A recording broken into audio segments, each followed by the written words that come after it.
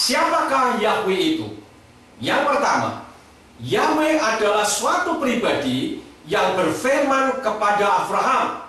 Di dalam kitab Kejadian pasal yang ke-15 ayat yang ke-7, di dalam kitab Tenach atau Perjanjian Lama dalam bahasa Ibrani dikatakan, Wayomer Elaim Ani Yahweh Asher Hotestika Meot Kasdim Latek Lecha Et Haaretz Hasot Leristah, yang artinya, dan dia berfirman kepadanya, Akulah Yahweh yang membawa engkau keluar dari Ur Kasdim untuk memberikan negeri ini kepadamu untuk mewarisinya.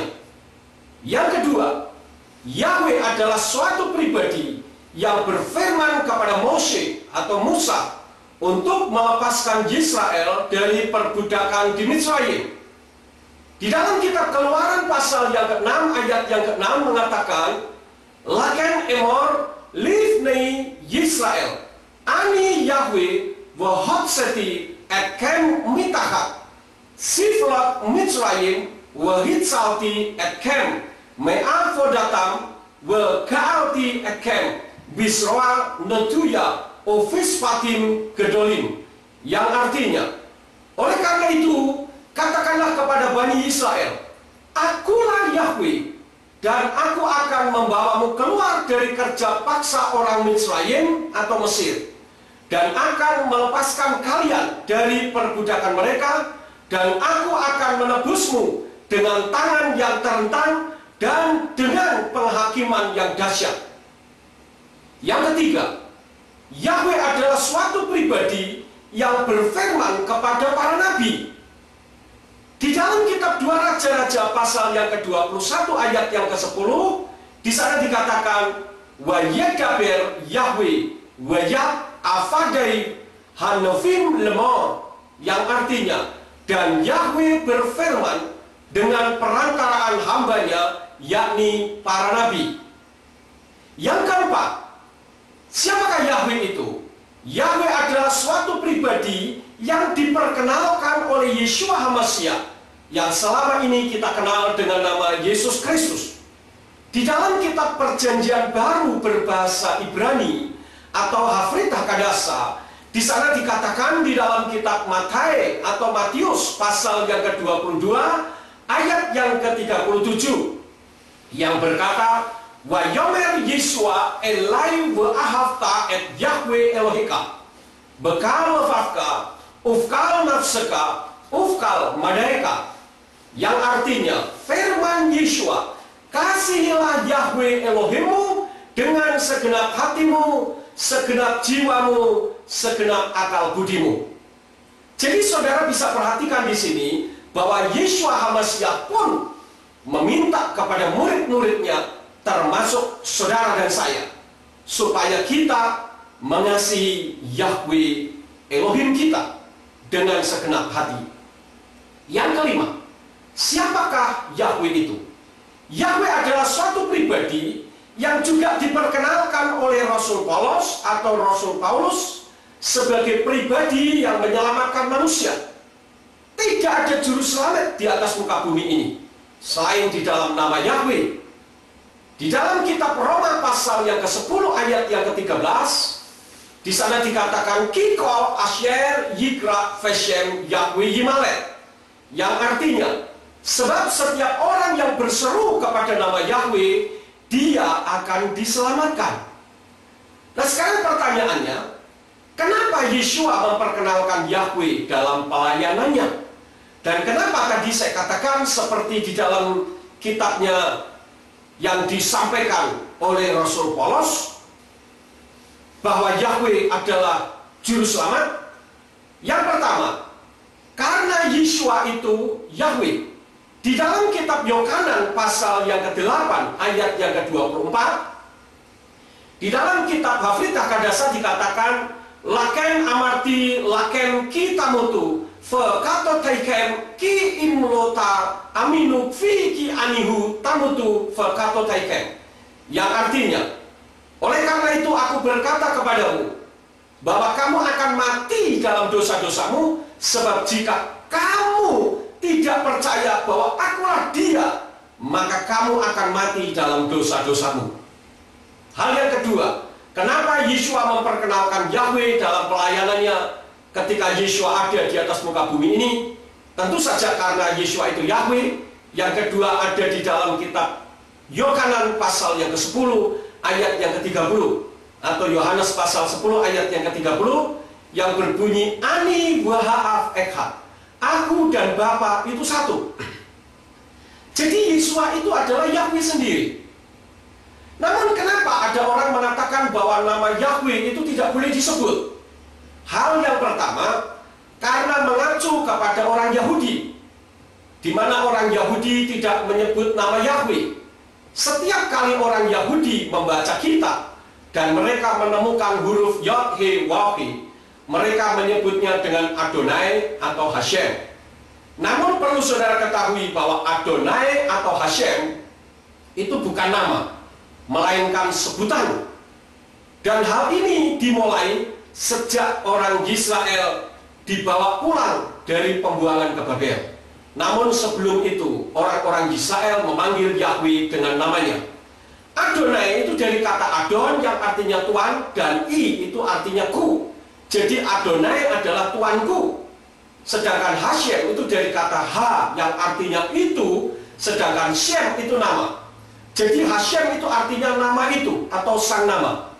Nah, perlu saudara ketahui bahwa orang Yahudi tidak menyebut nama Yahweh, tetapi menggantinya dengan sebutan Adonai atau Hashem, itu bukan karena mereka tidak mengerti, tetapi karena mereka menghormati. Sangat berbeda kondisinya dengan di Indonesia. Kalau di Indonesia orang tidak mau menyebut nama Yahweh karena nama itu dianggap sesat. Dan perlu saudara ketahui bahwa orang Yahudi tidak boleh dijadikan acuannya dalam hal ini. Kenapa? Karena kalau saudara mengacu kepada orang Yahudi, seharusnya kita pun menyalibkan Yeshua atau menolak Yeshua, sehingga kita tidak mengakui Yeshua atau Yesus Kristus sebagai Elohim atau sebagai Tuhan. Yang kedua, orang-orang Yahudi berkali-kali berusaha untuk melupakan namanya. Contohnya di dalam kitab Hakim-Hakim pasal yang kedua ayat yang ke-10. Di sana berbunyi Wegam kal hador hahu na esfu el avodai wa yakam dor akhir akharehem asher lo yatu et Yahweh wegam et hama aso asher asa le Yisrael, yang artinya dan seluruh generasi itu dikumpulkan kepada leluhur mereka, lalu bangkitlah generasi lain sesudah mereka yang tidak mengenal Yahweh dan juga perbuatan yang telah dia lakukan bagi Israel. Coba saudara bisa perhatikan, sangat ironis di sini. Bagaimana Israel, bangsa pilihan Yahweh, kok melupakan namanya.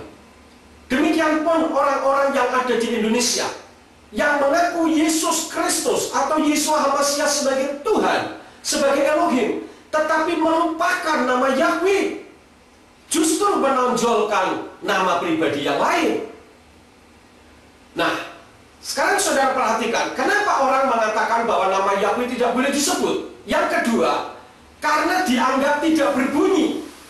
Memang di dalam bahasa Ibrani, Yahweh itu terdiri dari huruf Yod, He, Waw, He, yang merupakan huruf mati semuanya kalau ditransliterasi menjadi YHWH.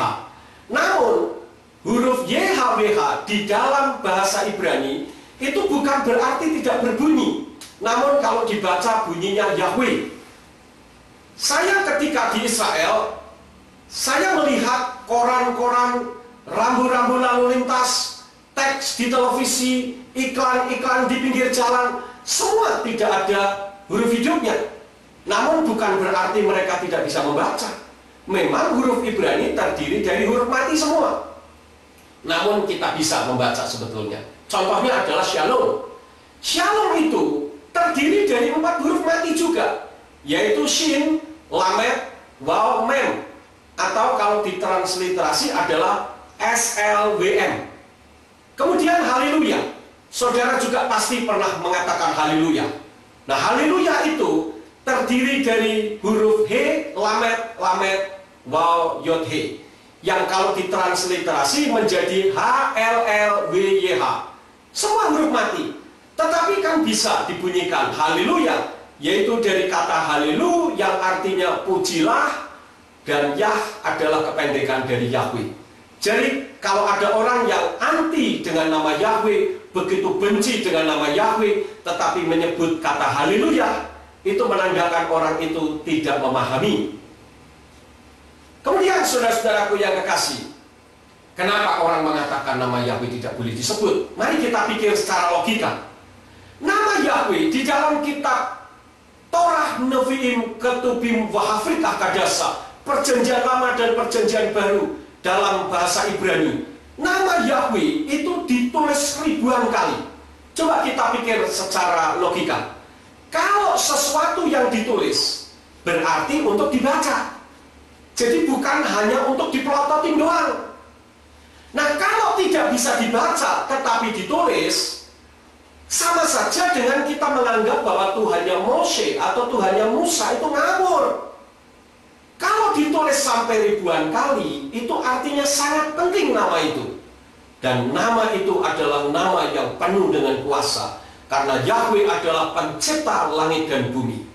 Hal selanjutnya, saudara-saudara, kenapa orang mengatakan bahwa nama Yahweh tidak boleh disebut? Hal yang ketiga, karena tidak populer, sehingga nama Yahweh dianggap sesat. Padahal kalau kita perhatikan, saudara yang suka membaca kitab King James Version, di dalam kitab King James Version, nama Yahweh itu ditulis sebanyak 7 kali dari kitab Perjanjian Lama dan Perjanjian Baru. Namun King James Version menulisnya dengan Jehovah. Contoh, saya akan bacakan untuk saudara.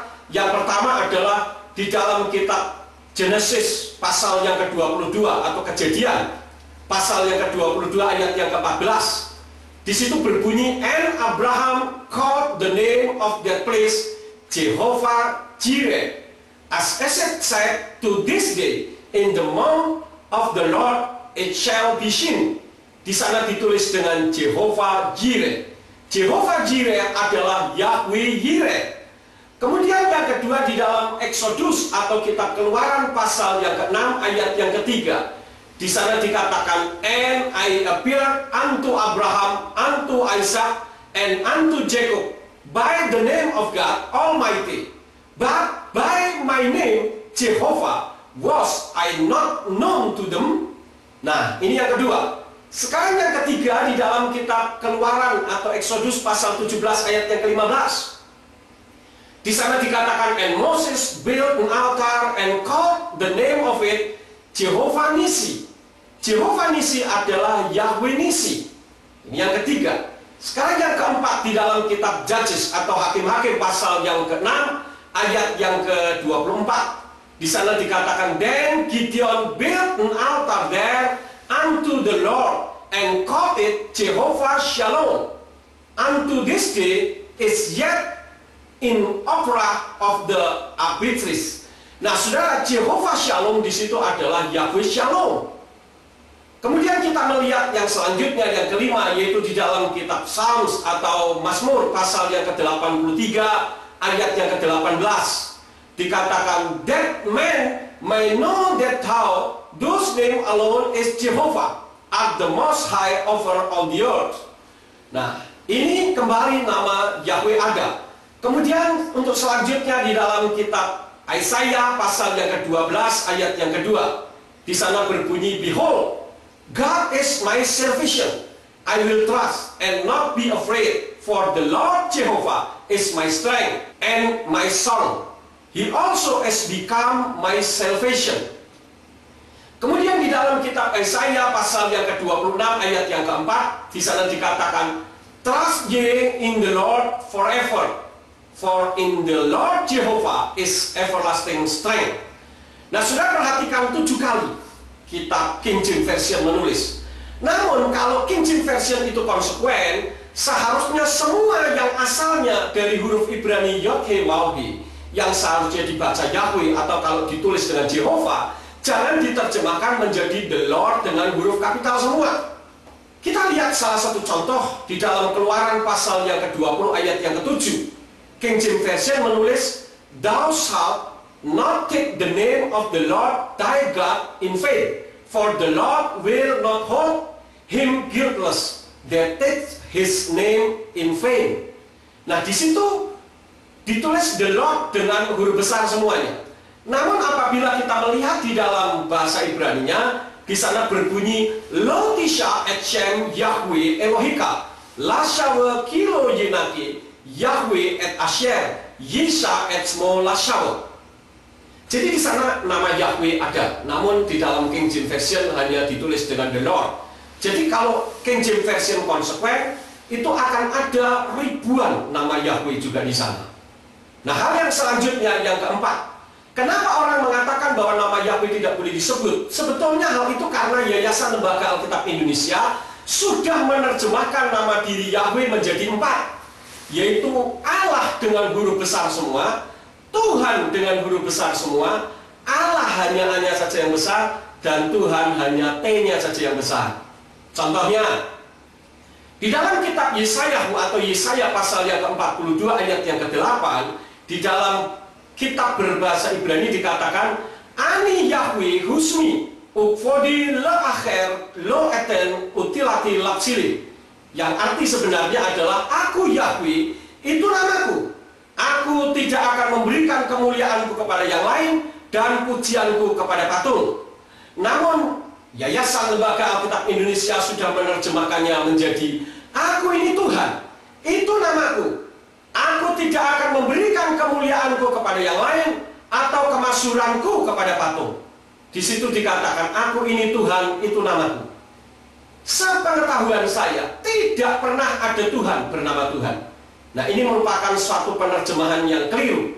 Kemudian di dalam kitab Kejadian pasal yang ke-15 ayat yang kedua, di dalam bahasa Ibrani dikatakan wa yomer Afram Adonai Yahweh matiten li wa anoki holek ariri ufen meshek beti hu damesek Eliezer, yang kalau diterjemahkan yang sebenarnya akan berbunyi, dan Abraham berkata, "Ya Tuhan Yahweh, apa yang akan engkau berikan kepadaku sedangkan aku tidak mempunyai anak, dan ahli waris di rumahku ialah Eliezer orang Damasek."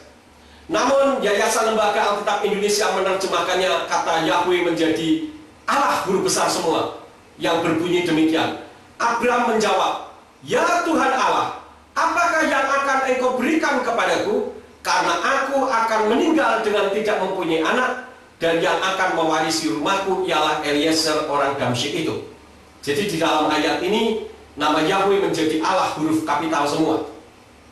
Kemudian di dalam kitab Kisah Rasul pasal yang kedua ayat yang ke-21, di sana di dalam Hafrid Akadasa atau Perjanjian Baru dalam bahasa Ibrani dikatakan, "Wahaya kol asyer yikra vesem Yahweh Yimalet," yang kalau diterjemahkan arti yang sebenarnya akan berbunyi, dan akan terjadi setiap orang yang memanggil nama Yahweh dia akan diselamatkan. Namun Yayasan Lembaga Alkitab Indonesia sudah menerjemahkannya menjadi sebab barang siapa yang berseru kepada nama Tuhan dengan T-nya saja yang besar akan diselamatkan.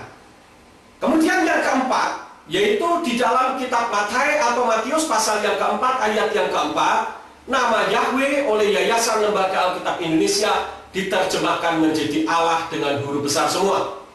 Contohnya, di dalam Matius 4 ayat yang keempat, kalau saya baca berbunyi, "Wayaan wayomar katuf kilo al halhem levadu yikye haadam ki al kalmotsa pi Yahweh." Namun sambil menanggapi, dia berfirman, "Telah tertulis, bukan oleh roti saja manusia akan hidup, melainkan oleh setiap firman yang keluar dari mulut Yahweh." Itu terjemahan yang sebenarnya. Karena di sana dikatakan al-kal motsa pi Yahweh, yang keluar dari mulut Yahweh. Namun LAI menerjemahkannya, "Tetapi Yesus menjawab, ada tertulis, manusia hidup bukan dari roti saja, tetapi dari setiap firman yang keluar dari mulut Allah." Hanya saja yang besar. Nah, saudara-saudaraku yang kekasih, dengan terjemahan yang sudah saya sampaikan ini, Seharusnya saudara tahu mulai sekarang bahwa nama Yahweh adalah nama Tuhan pencipta langit dan bumi yang tidak boleh hilang di dalam kitab suci kita. Oleh karena itu, kalau selama ini kita confused, ragu-ragu, bingung karena nama Yahweh dianggap sesat, mulai sekarang saudara harus paham bahwa Yahweh adalah satu pribadi Tuhan yang turun ke dunia menjadi Yeshua HaMashiach atau Yesus Kristus yang adalah juru selamat saudara sekalian. Karena itu jangan nolak dia. Terima dia sebagai pribadi yang mempunyai sorga. Karena kita semuanya akan mati dan akan masuk sorga. Sorganya siapa? Tentu sorganya Yahweh. Di mana Salomo pernah berdoa, dan dalam doanya Salomo katakan, engkau Yahweh yang tinggal, yang tempat kediamanmu ada di dalam sorga. Mari kita mulai ubah paradigma konsep pemikiran kita. Jangan menolak Yahweh, tetapi jangan menggunakan nama sesembahan lain, karena Yahweh adalah Tuhan yang menyelamatkan saudara. Terima kasih saudara sudah mendengarkan apa yang saya sampaikan. Bahwa Yahweh Sebaot pencipta langit dan bumi di dalam Yeshua HaMashiach memberkati saudara sekalian. Amin. Hai seluruh umat Tuhan, dengarlah Tuhan berfirman. Dari terbit matahari sampai terbenamnya, namanya besar di antara